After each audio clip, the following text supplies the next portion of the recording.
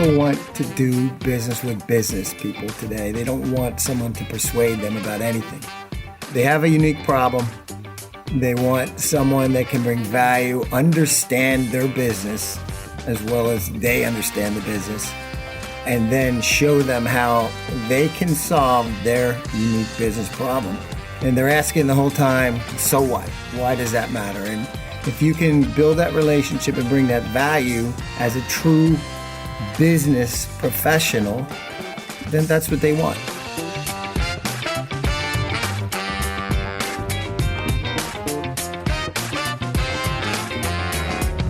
Hi, friends. Welcome to the Sales Enablement Podcast. I'm your host, Andy Paul. That was Michael Tecce. He's Vice President for RICO, Global Services America. And today, Michael is joining me with his son, John Tecce, who's a senior account executive at Elation, in what is the first father-son guest pairing on our podcast. And in this multi-generational show, we compare and contrast selling and sales careers. Michael has worked for one company, RICO, for 37 years. John is already working at his fifth company in his career. And they share the advice that Michael gave John as they thought about getting into sales in the first place, as well as the advice he gave John when John left his first sales job, which just happened to be at the same company that Michael works for. Michael also talks about the changes he's seen in selling and in salespeople over the course of his career, and what it takes to be a good leader today. We can also get into the differences in how John and Michael view selling. And we talk about a series of short inspirational videos that Michael posts on LinkedIn called TC Tuesday.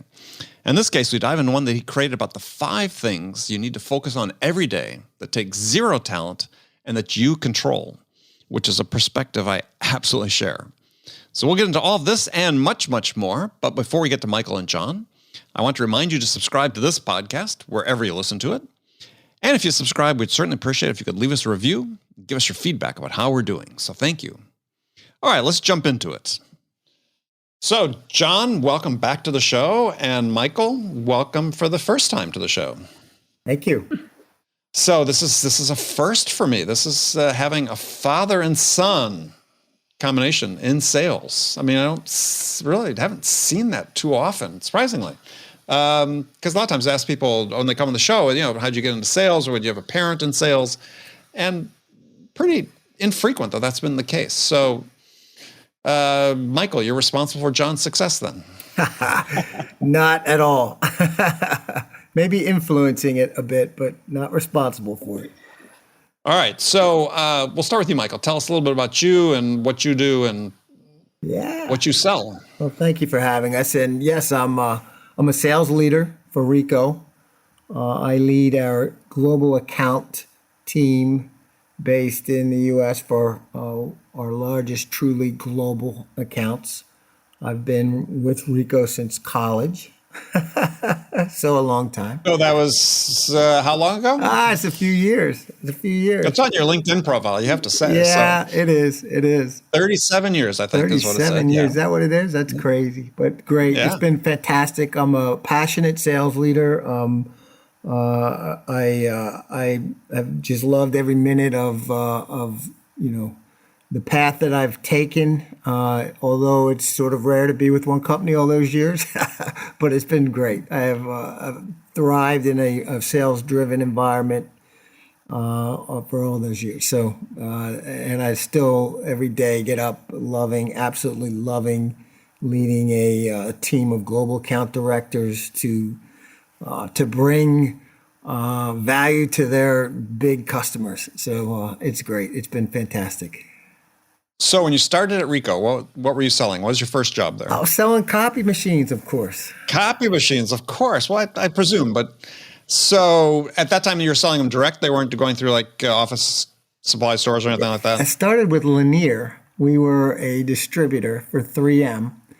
When I first started, I had to buy a van so that I could load copy machines in the back of the van and go. So you could do demos. Yeah. Yep. Everyone told me, whatever you do, don't sell copiers. So I was like, okay, and made that investment and just loved every minute of the competitive nature of the business. Well, explain what your your day was like when you're at that job you just started, because that's probably very similar to what mine was like at the same time. Well, the work ethic at Lanier was incredible. They taught us, we showed up at the office at 7 a.m. We had a sales meeting. We loaded our vans and we went out into the field and we just prospected. We cold called. We spent a lot of time just door to door and trying to build relationships and show our product. And I would just go in and introduce myself and try to get them to like me and want to hear more about what I had to say, and then bring in a device for them to look at. And were you calling on small business, or what type of business were you calling? Any kind of business. So would you like go in a high rise and walk?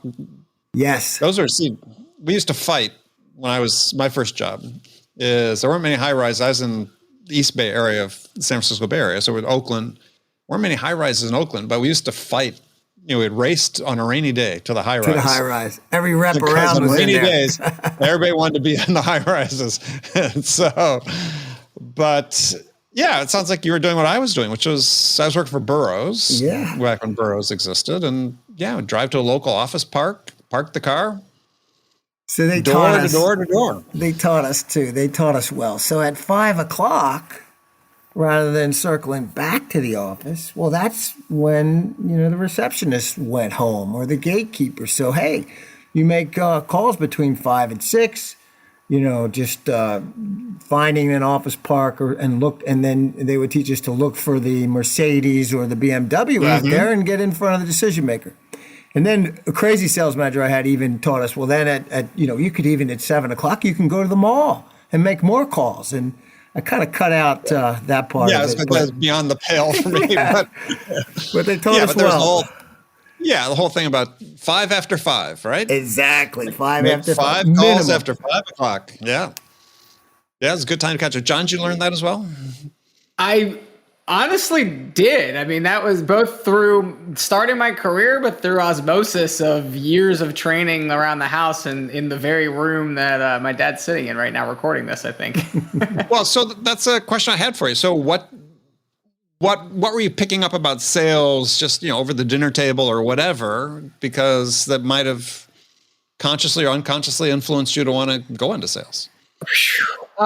There's a lot. I think back to a couple things. One is outlining around the work ethic side. I mean, you grow up around it, you see it. It just, you kind of learn that's just what you do. And I think kind of through osmosis, just understanding things around not just the hours aspect of work ethic, but also the intentionality around sitting, watching Sunday Night Football or whatever. And my dad has his laptop and he's doing preparation for the week, right? Like those small things that at the time, I don't know, maybe I was doing homework or probably not paying attention at all. But now right. I think back to, and guess what I'm doing on Sunday night while I'm watching Sunday Night Football? I'm like, all right. Picked up that among other things. And I think the other big thing, especially this time of year around the holidays, is just showing appreciation for people, and that people is your customers, your prospects, and the people that work for you and you work with in small ways and large. So I think that really has carried over really well as I've gotten started in sales. Yeah, I mean, it seems that is, at least in my mind, and certainly what I see is that's oftentimes sort of the hardest thing about people coming into sales is this idea that somehow they have to put on this act and be a salesperson as opposed to, being a human being and lead with being a human and then do the sales thing second. You had that benefit, I guess, of growing up and seeing that wasn't the way to act, is to lead with being a human is the right way to do it. Well, and I think also the whether it's with one company for 37 years or just being in sales or sales leadership for 37 years, it's not, okay, something happens within the course of an hour, right? Like there's a much larger scale of time here that you got to look at the long game and be able to understand how those chess pieces all match up. And so the decisions you make today or things you get frustrated about today, how those ultimately impact tomorrow and a week from now and 37 years from now, right? Mm-hmm. So John, did you ever think about not going into sales? I was very close to taking a role with a small sports marketing firm out of school, and I was between that and a AE role actually at Rico, doing commercial sales, and it really came down to the wire until right after I graduated. So I was very close to going into the marketing side of it. Ended up going the sales path and haven't looked back. I mean, it was a great opportunity, but very happy with what I ended up doing. So what was the conversation like with Dad when you were thinking about, okay, moving on from Rico?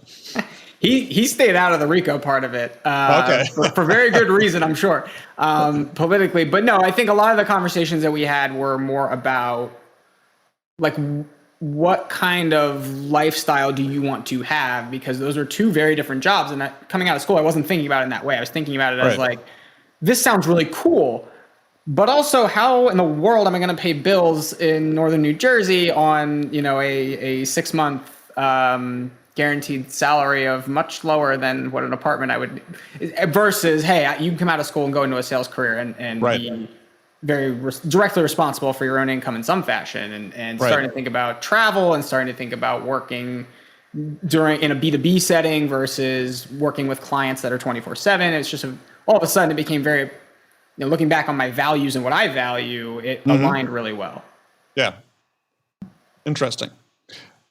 Michael, I presume, I was talking to John before we started recording, is you and I are roughly same age group. I know very few people that stayed at one company. It was very common for years of my father generation, right?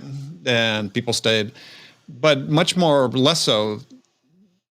Surely there were opportunities to go. I was wondering what was the sort of the calculus in your mind as you're looking at,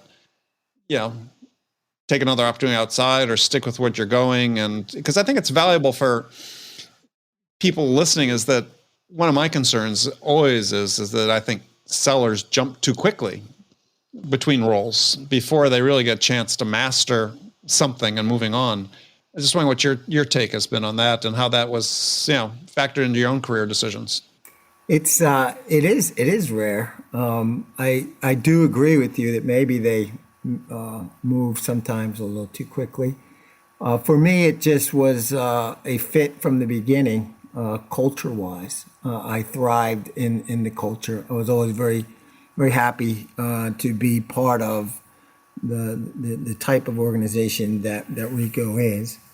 I did resign twice and got promoted both times. So I sort of guess I never wanted to really leave. Right. So I was ready to go out the door, and then, they valued me and gave me more money and promoted me. So I stayed. I wouldn't do that now. but it's been a fantastic. You played a strong hand, obviously. But the culture. It's all about the culture and good people and a good, fair, highly ethical organization that I believe in the values of. I think is why I'm still here. Yeah, and that's an interesting question, because I wrote about that this week on LinkedIn about. It's all about the fit, right? I don't believe there are necessarily good salespeople and bad salespeople. I think you're either in a good situation or not in a good situation. And I think sometimes sellers do themselves a disservice because they're in a good situation, but there's some, and part of it's more cultural these days, and just everybody wants to grasp the brass ring. But sometimes the path to the brass ring is staying, not leaving. And you're bound to. You're going to face adversity. You're going to have times when you feel like leaving, right? You feel like quitting. There's something that happened that might not have been you felt handled the right way, and sometimes I feel like people leave and aren't loyal and stick through that. And I think so. It's something that I chose to do. I understand certainly when opportunities present themselves, and if you have a better career path to leave and to improve yourself and provide a better quality of life and income for your family, certainly, then it makes sense to do it.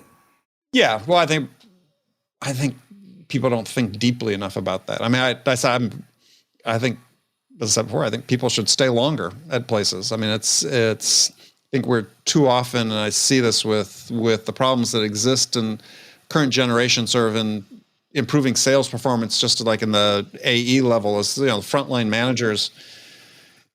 Oftentimes, especially in the world we're in, they're not given the training they needed, the support they need, unless they really can't help their sellers because they don't have the experience themselves to really understand how they can help people. And yeah, they would have been better, hey, instead of grabbing that first promotion, is, sell for a couple more years, really learn what you're doing, and then grasp that.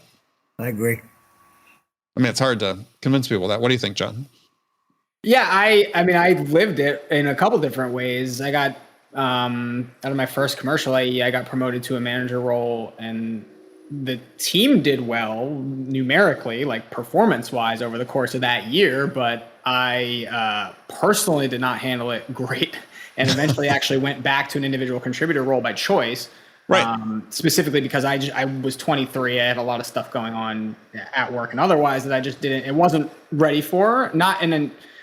I probably would have done it again, but I think I would have done it a little differently. That said, that's a good example of it. And then I've moved companies a couple times for a lot of reasons that I wouldn't have seen coming before they happened. And typically that's involved things like acquisitions, things like changes in leaderships, a lot of those type of changes. Mm-hmm. And it's sort of that acceleration of all of those things too. I mean, the average tenure of the CRO now is down well below 18 months or what have you. And so that's the other thing you see with that is it's people leaving and changing, but also that starting at the top and the trickle down effect of that and the little tribes that get created within these organizations that, okay, my tribe's moving from here to there. Well, that's going to have a trickle down effect sometimes of all of that. So that's what I've seen. It's been an interesting case study, I think, in not just company to company, but the conversation about loyalty to people versus loyalty to a company, which has been a really interesting thing to watch and be a part of, certainly. Yeah, I mean, it's that whole migration of a tribe is an interesting topic. I mean, may take that up on a future episode because it's actually pretty problematic. Yes. I advise CEOs not to hire tribes of people because unless they were in a position where they were, as a tribe, were above average stellar performers at the previous situations, what makes you think they'll come and do any better in your environment? There might be individuals that are really good. So yeah, build the team, but yeah, not big on importing tribes. So Mike, I was curious, because you've seen numbers of generations come and go at the same company, what are some of the biggest changes you think in your mind that you've seen in selling, B2B selling, both positive and negative?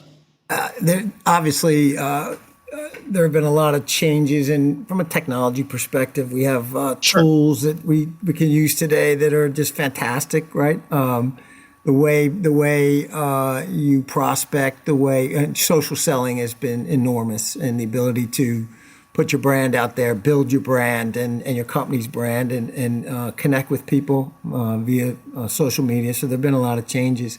I will say though, on the contrary, there's some things that'll just never change, right? I mean, key basics. I mean, people, relationships, it still always will be about the relationship. And do I trust you? And are you the type of person that can help me solve my business problem? And if I feel like you bring value and I trust you and I like you, hey, I'm probably going to find a way to let you talk to me about your solution. So that will never change, I don't think, and that's kind of refreshing. But there's some people would make the argument that it has, and I just by caveat, I think they're dead wrong. But there are people out there, more of John's generation, saying relationships.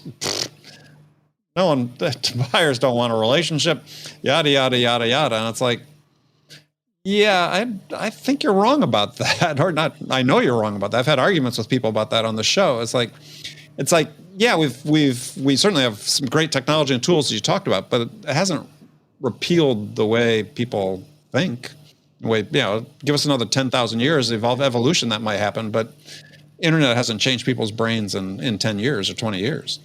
I think you've also seen the division of labor impact that too, at least in the SaaS space. Like we have, SDRs on the front end, we have AEs that are sort of in the middle, but the AEs are not really responsible for delivery versus a full cycle rep, which is what you both came up as, and I came up as too in my earlier roles. Like the relationship's crucial because you got to shepherd through all of that, versus I do think you see reps now or folks in that pipeline now that it's like, okay, as an SDR, I don't really need to form a relationship because all I have to do is log the meeting, right? And then as an AE, you're like, all right, whatever, I got the meeting here. My job is to get you to buy this, and then it goes off to implementation and customer success, right? So I think they're also, you see that as I don't know if that's a symptom or a problem, but I've noticed that that's an impact on the relationship conversation. Yeah, no, I think it's both, right? I mean,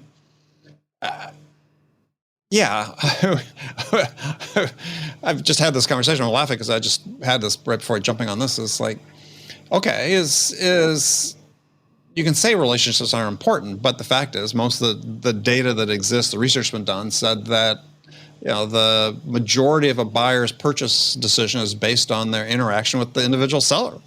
Still is, I think. Still is, absolutely. That still is. Oh, yeah, I don't think that's changed. I mean, that was current data. I mean, it was in the Challenger sale. It's been other people have researched about it. So the idea of the buying experience on the part of the buyer is huge. And what buying experience are you delivering to the customer? And yeah, I think a lot of companies, especially in the SaaS world, just are not focused on that at all. And could be the reason that sort of win rates in that industry are relatively low.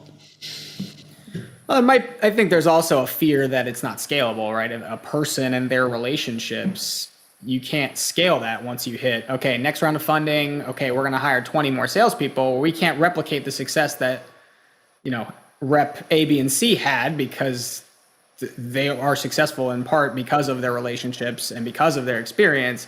So it defaults to the mentality of, all right, well, we'll come up with a system that's, either more predictable or at least more cogs in a wheel in the sense of how it's displayed, right? Instead of, okay, individually, like, why are these people successful? If we go hire more individuals like that, but that's not, you can't report that to a board, right? That's not reportable. Well, at some point, there's going to be a reckoning, right? Yeah. So, I mean, every company, unless they're in an industry where there's quote unquote infinite TAM, that at some point they're going to slash and burn through all of it, and they're going to actually have to sell something. I mean, that's right. I mean, as opposed to right now, is a lot of times it's just sort of playing the odds, right? I'll put enough crap in the top of the funnel. We'll do a predictable but mediocre job of getting people through the funnel, and we'll close a certain percentage of them, a certain low percentage of them, which is sort of the MO oftentimes. And it's like, yeah, and that's why I was asking a question about, what you see, Michael, as you've come through your career. So it's like, yeah,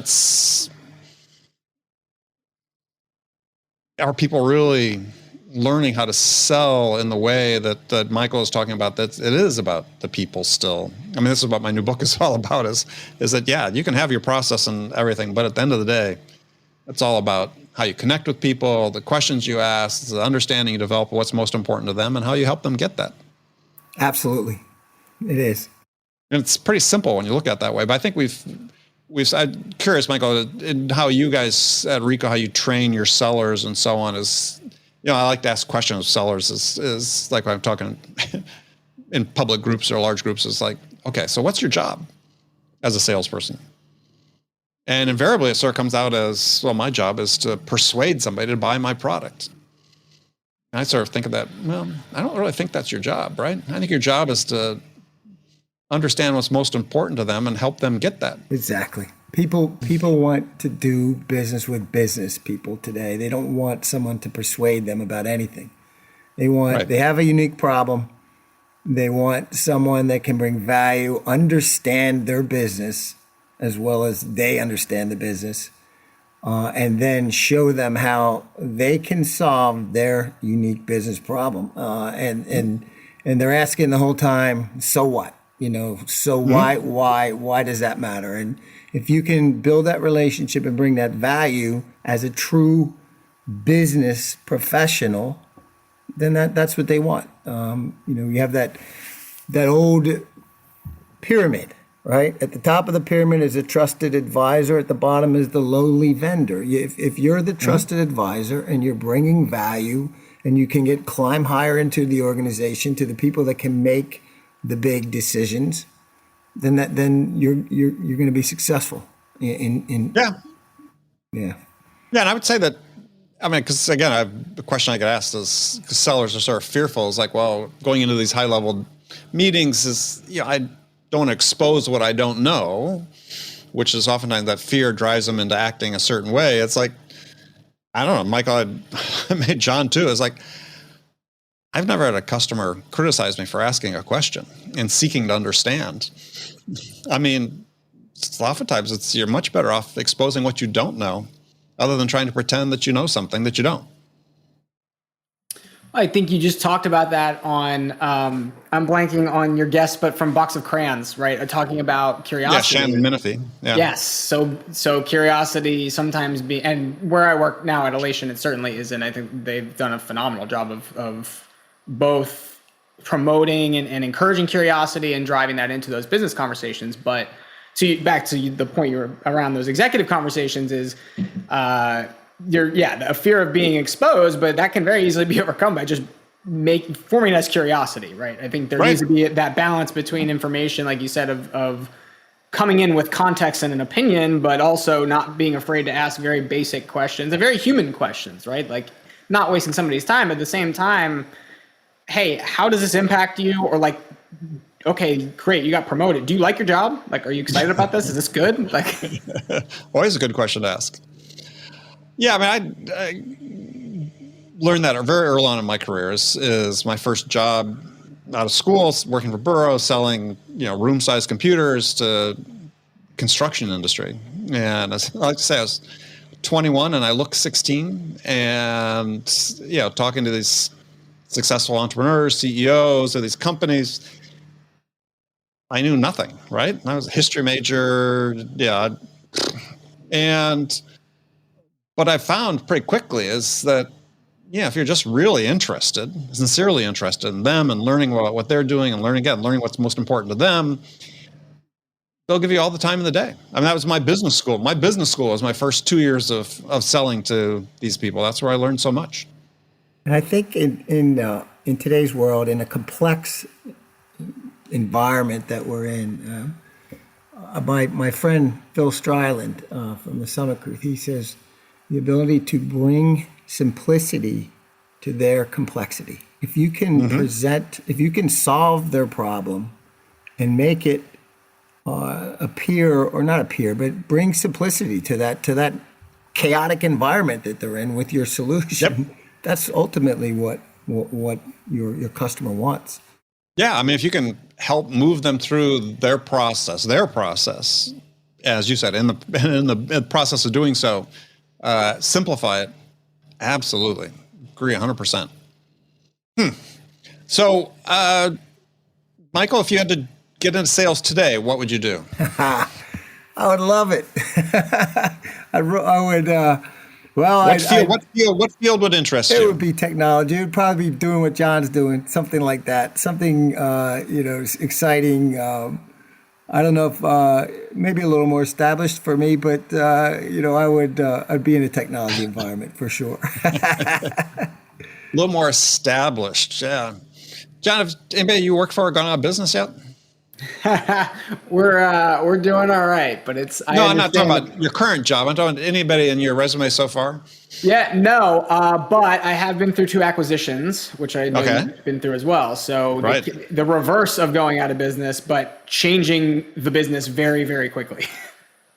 Yeah. Inheriting, well, you sort of alluded to inheriting bosses that are problematic. I certainly had that happen in one case where, CEO of an acquiring company that was not my cup of tea. It was good. Yeah, it motivated me back to the whole issue of fit, right? I mean, I think as a salesperson, you need to look at, fit, like your personal fits are like product market fit. You want to work for a company that's product market fit. You want to have a fit with the culture and with the management. Feel that people are sort of invested in your success, and you think you're going to have something to learn from the people you work for. And sort of harking back to the earlier part of our conversation, I just sometimes feel like sellers don't give enough consideration to that these days, and it's not going to help you in the long run. I mean, a series of 18-month stints. Believe me, I pioneered that whole resume strategy back in the day. So, at some point you got to stay. And I think right now with the amount of money that's in private equity, there's that golden goose of equity that gets dangled out there for a lot of folks that, okay, I'm in a great position here, but this in-mail I just got, or my friend just went to this place, and yeah, okay, the comp plan's pretty similar to what I have, but wow, look at the equity, where really taking the time to actually analyze, all right, what are the odds that equity actually is going to versus, yeah, great. Okay, you're going there, you're sitting on a boatload of shares, but you still got to sell every day.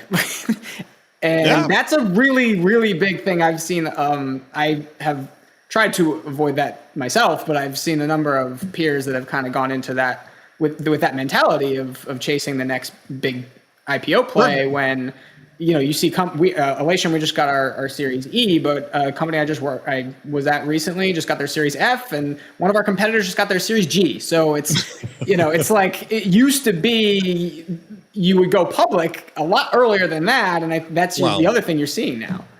Right, but if you're working for a company that's just their Series F and they get acquired, chances are, as a common shareholder, you get nothing. Because with the preferences, all the preferred shareholders are cashed out first. So, I wonder. Oftentimes, sellers aren't really cognizant of how options work. I mean, total credit to Howard Brown, as CEO of Revenue.io, that owns this podcast, just went through the entire company just to make sure, again, everybody really understood exactly what happens when you raise money and what the impact is for the common shareholders. And if you're jumping ship to somebody that just raised their Series E, you may have gotten a lot of shares, but if they only pay off a penny per share because all the money got sucked up by the preferreds, then so what? Why'd you move? Right. And like you said, is the product market fit there? Is the culture there? And that's where, all of that's great, but I've seen it be way too overhyped. I've seen Elation certainly, and places I've been in the past have done a great job of promoting, yes, that's a nice benefit, right? But like, if you're coming here, it should be for the comp plan and the culture and the opportunity that is here and now to build and scale the company, not just for a shiny, equity package. Yeah, and also the right person to work for. I mean, I think you leave in a company, you're hiring your next manager. In essence, you're hiring your next manager. Make sure you do a good job of that. So, a question for you, Michael, is how does Rico train their frontline sales managers? They train the sales managers a lot like pretty much on the same types of philosophies as the sales team. But as leaders, as people, we look at driving, solid business results, the normal activity based, but also just solid leaders that care about their people.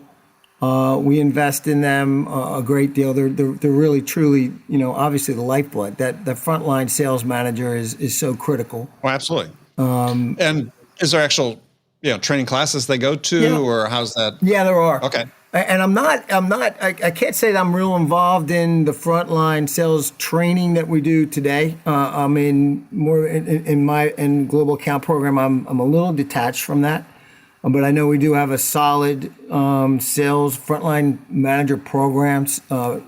We have also migrated some of the lower end business off to distributors. So we're looking at kind of major account level is where we would the first line of managers would come in, and they're pretty, they're pretty good leaders, but there is continual training, continual investment, recommitted to in this environment, especially to training and developing our people is one of our key pillars. Yeah, because that really is, in my opinion, is a weak link in the chain is how little we provide in general, especially in the tech industry, to frontline managers to help them be more effective at their jobs. We put them in a tough position. They, you get 2 good years of sales, and then we throw somebody like John, throw somebody into management, say, good luck, congratulations, and good luck. And what do you know? You don't know anything. You barely know how to sell. You've been selling. I had a similar situation happen to me. I had 2 years, got promoted, and I had 12 people working for me, of which easily half of them were 10 or more years older than I was. And of course, they were anxious to take direction from me. But I had the benefit of pretty great training at Burroughs for the most part. It just doesn't exist. And many times, that person that's been put in that position was an outstanding salesperson, but maybe doesn't have the skills to be a great frontline sales manager, and therefore sometimes they don't get the guidance and training, and they end up leaving. Yeah, well, I think that's unfortunate. I think it's sort of epidemic. I think, at least in the tech spaces, we're just not giving people the tools they need to be effective, and so the result is that they default to focusing on activity and metrics and so on, as opposed to having the tools to say, how do I help this individual develop, right, and become a better performer? And that's why I was curious about what Rico does, because we spend $15 billion a year roughly in the U.S. in sales training. What? And John's probably heard me say this on a show before, but I would, if we spend 90% of it on individual sellers today, and 10% on managers, I would flip that. I would put 90% on managers, because I think you get a better outcome. I think about the roles of like the global account directors too. I mean, that's almost a hybrid, right? They work directly with the accounts, right? But they have a whole team around them at Rico or I've worked for Cisco in the past, was very similar structurally that way. And so it's almost, you have to train them from a sales perspective to engage with their account, but also you are the quarterback, for lack of a better term, of that team, where you need to have those leadership capabilities and training and awareness. So I think there's a formal training aspect of that part, but then also I know, my dad's team, for example, on their team calls, he implements aspects of training, and we do that here at Elation too, where there's formal training, but there's also, hey, we're going to do 15 minutes today on this topic, almost like a micro training or a skill mill here at Elation, to kind of re-enhance those topics and be a little more agile about that type of development also. Right. Yeah, we just need more of it, right? I think the scales have tipped too far in terms of process and metrics and KPIs, all important, but we seem to have left the people behind, and we need to bring the people along. No doubt. No doubt. Yeah. All right. Well, gentlemen, thank you so much for joining me today.